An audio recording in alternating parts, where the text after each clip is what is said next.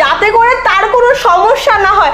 ছি, আমি তোমার সাথে আমি এতদিন যাবত সংসার করতেছি, আমার তো ভাবতেই লজ্জা।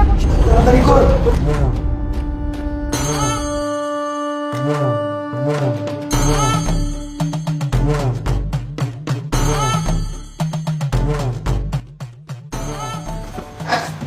ঠিক আছে, আমি এখন যাই।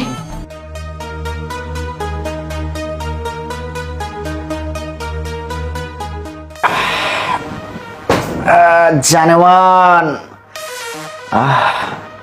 আমার জানেমানটা কত সুন্দর শুয়ে আছে। আজকে তো সেই রোমাঞ্চক। এই কিন্তু আমার জানেমানের শরীরটা আজকে যেন কেমন কেমন লাগতেছে। মনে হচ্ছে প্রতিদিনের থেকে আজকে শরীরের গঠনটা একটু চেঞ্জ হয়ে গেছে।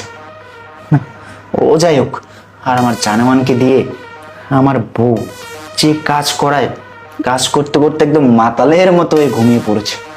যাই হোক, তুমি তো জানো যে আমার বউর সাথে থাকতে আমার ভালোই লাগে না। আমি তো তোমাকে শুধু এক নজর আদর করার জন্য অফিস থেকে ছুটে আসছি। যাই হোক, কপালে একটা কিস দিয়ে শুরু করে ফেলি।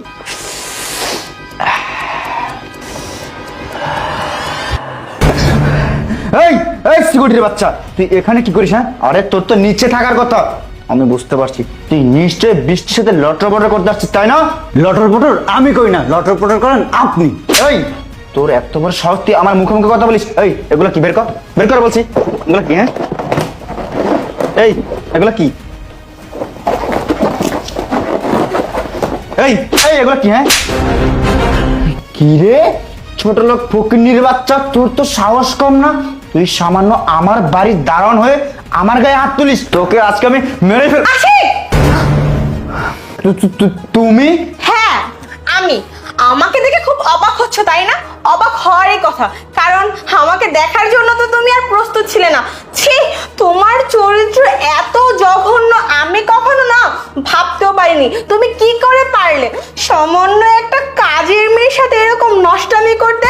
আরে সোনালি, তোমার কি মাথা নষ্ট হয়ে গেছে? তুমি এসব কি বলতেছো? আরে আমি কাজের মেয়ের সাথে কেন লটর পটর করবো?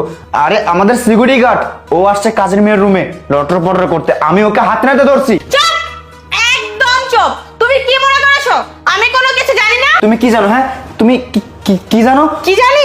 তাহলে শোনো। এই তুই এখানে কি করতেছিস? না মানে ম্যাডাম, কাজ করতেছিলাম। কাজ করতেছিস?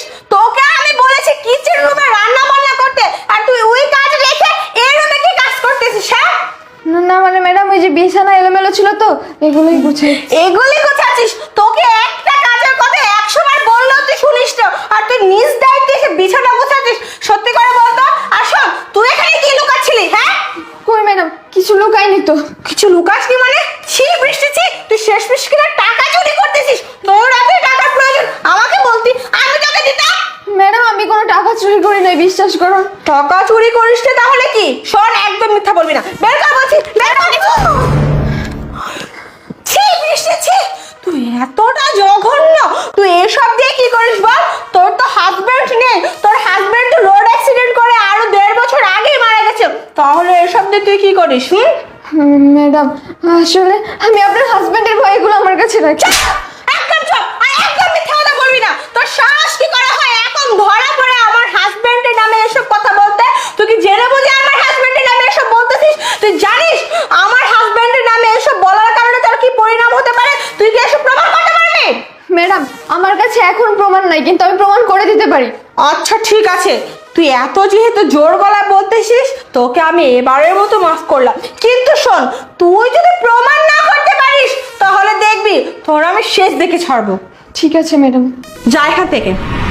শুনলে এবার? শুনলে?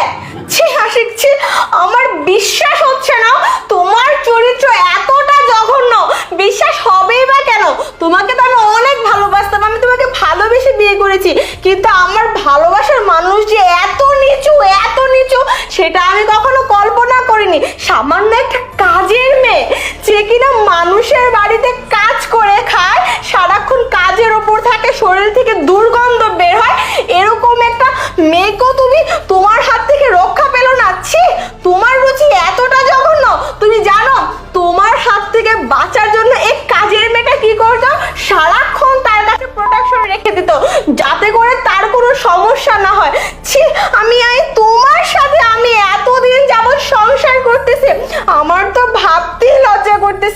আমি কখনোই ভাবতে পারিনি তুমি এরকম কাজ করতে পারবে। আমার এসব কথা বলতেও লজ্জা করতেছে।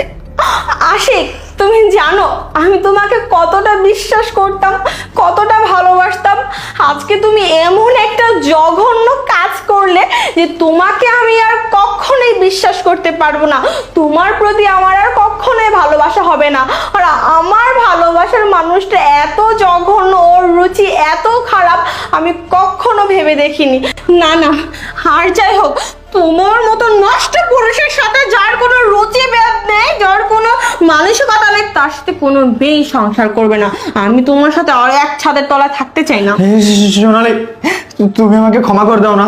আমি মানছি যে আমি একটা ভুল করে ফেলছি। আসলে আমি যে কখন থেকে কি করে ফেলছি আমি নিজেও জানি না। চুপ, একদম চুপ। আর একটা কথা বলবি না। ক্ষমা, ক্ষমা, আমি তোকে ক্ষমা করব কখনোই না। আমি যদি তোকে ক্ষমা করি তাহলে স্বয়ং আল্লাহ আমাকে ক্ষমা করবে না। তুই এত বড় একটা ভুল করার পরে, এত বড় একটা অন্যায় জঘন্য কাজ করার পরে তুই কি করে ভাবলি আমি তোকে ক্ষমা করে দিব?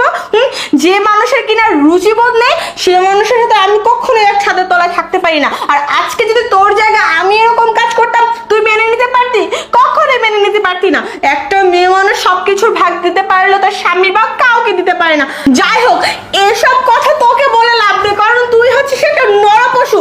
তোরা এসব কিছু বুঝবি না। তুই তোর মতো ভালো থাক, তোর যাকে ইচ্ছে তাকে যা খুশি তা কর। আমার এসব দেখে লাভ নেই। আমি আর তোর সাথে নেই, আমি গেলাম।